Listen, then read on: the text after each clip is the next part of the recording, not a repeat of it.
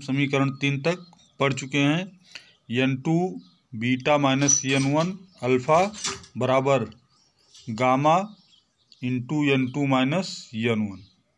समीकरण 3, चूँकि पृष्ठ का व्यास छोटा माना गया है अतः अल्फ़ा बीटा गामा, चूँकि ये पृष्ठ का व्यास छोटा माना गया है अतः अल्फ़ा बीटा गामा भी छोटे कोण होंगे और बिंदु ए यम ध्रुव पी के समीप होगा। बिंदु ए और यम ध्रुव पी के समीप होगा। तब हम मान सकते हैं अल्फ़ा बराबर tan अल्फ़ा, अल्फ़ा बराबर tan अल्फ़ा, बीटा बराबर tan बीटा और गामा बराबर tan गामा। तब हम देखते हैं अल्फ़ा बराबर tan अल्फ़ा है, अल्फ़ा बराबर tan अल्फ़ा है। तब त्रिभुज tan अल्फ़ा त्रिभुज ए एम ओ में, त्रिभुज ए एम ओ में tan अल्फ़ा और लंब बटे आधार, tan अल्फ़ा बराबर लंब बटे आधार, इसका लंब हो जाएगा ए एम और आधार हो जाएगा ओ एम। तो ये ए एम बटे ओ एम, चूँकि ये ध्रुव का व्यास छोटा माना गया है, यम पी के समीप होगा, तो ओ एम के स्थान पर हम लिख सकते हैं ओ पी और ए एम के स्थान पर लिख सकते हैं ए पी, ए पी। तो ये ओ पी ओ एम के स्थान पर ओ पी और ए एम, तो ये हो जाएगा ए एम बटे ओ पी। अब यहाँ देखते हैं ए एम है एच और ओ पी वस्त की दूरी माइनस यू, वस्त की दूरी माइनस यू है, वस्त की दूरी माइनस यू, तो ये हो जाएगा एच बटे माइनस यू,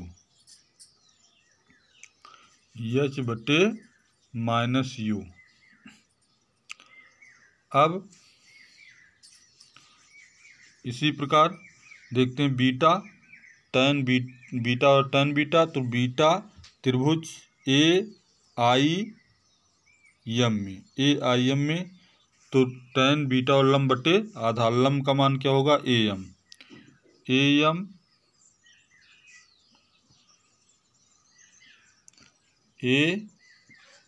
एम बटे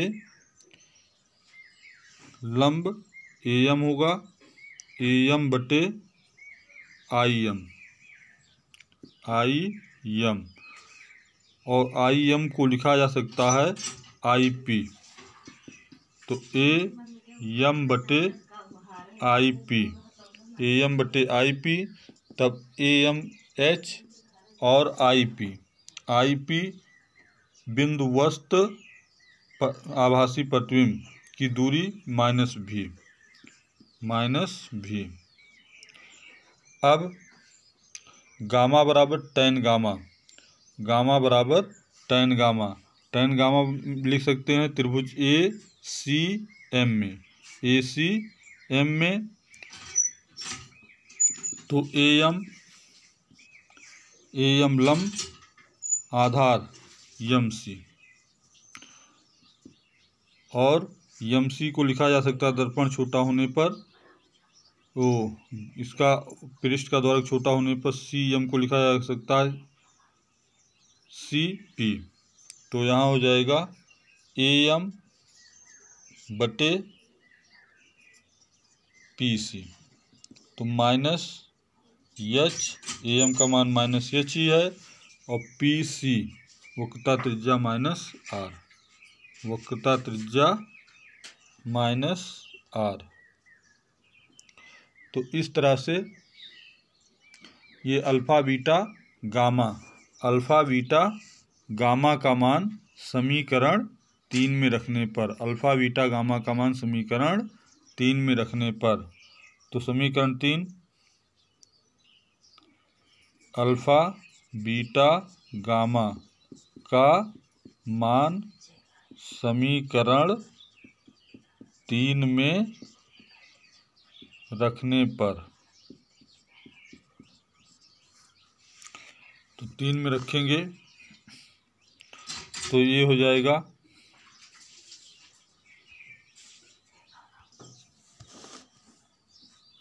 अल्फ़ा बीटा गामा का मान समीकरण 3 में रखते हैं। समीकरण 3 है n2 beta minus n1 gamma. तो n2 बीटा के स्थान पर लिख सकते हैं -h/v। तो n2 -h/v और -n1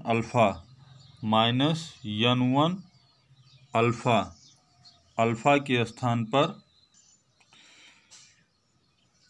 n1 अल्फ़ा बराबर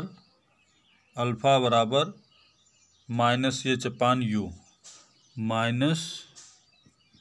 -h/u बराबर गामा के स्थान पर लिख सकते हैं -h/r। तो n2 -n1 और गामा के स्थान पर -h/r। तो यहाँ देखते हैं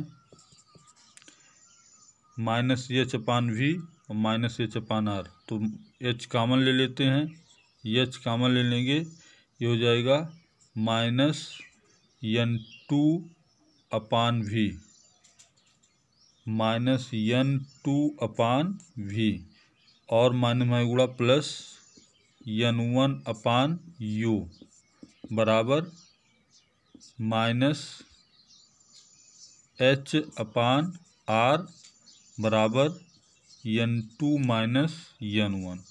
तो h से h ये कैंसिल हो जाएगा। अब माइनस से गुणा करने पर माइनस से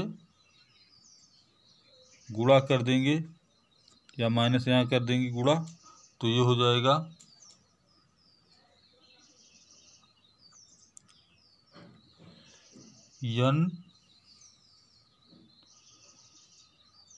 ये हो जाएगा माइनस से दोनों पक्षों में गुणा करने पर तो प्लस हो जाएगा और ये हो जाएगा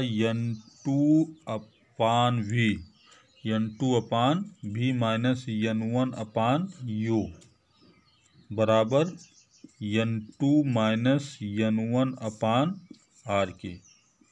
यही अपवर्तनांक का सूत्र होगा। ये समीकरण 4। इस सूत्र के अनुसार v का मान अल्फा पर निर्भर नहीं करता है। अतः बिंदु वस्तु O से चलने वाली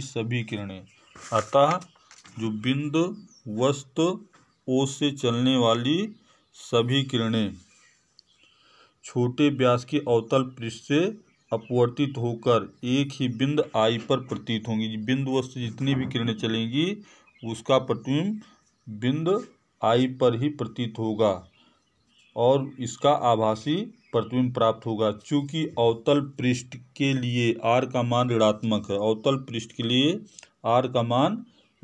है, अतः u के सभी ऋणात्मक मानों के लिए v का मान भी ऋणात्मक होगा, अर्थात प्रतिबिंब सदैव पहले विरल माध्यम में ही प्राप्त होगा और आभासी होगा। यदि n सघन माध्यम का विरल माध्यम के सापेक्ष अपवर्तनांक है, यदि मान लिया n सघन माध्यम के सापेक्ष विरल माध्यम का अपवर्तनांक है, तो n2/n1 N2/N1। तब इस समीकरण में इसे लिख सकते हैं दोनों पक्षों में N2 से N1 से भाग देने पर, दोनों पक्षों में समीकरण 4 के दोनों पक्षों में N1 से भाग देने पर, तो ये हो जाएगा N2/N1 बटे भी माइनस N1 को N1 से भाग करेंगे तो यहाँ 1/U, और ये N2/N1 और ये N1 को भाग करेंगे तो 1/R। तो इस N2/N1 के स्थान पर N लिख सकते हैं, तो ये हो जाएगा N/V माइनस 1/U बराबर N-1/R। N/R यही अवतल पृष्ठ के लिए अपवर्तनांक का सूत्र होगा। ये और ये भी अब अवतल पृष्ठ के लिए अपवर्तनांक का सूत्र होगा। इस प्रकार जो बोला गया वो भी लिखेंगे और इसका पूरा नोटबुक तैयार करेंगे।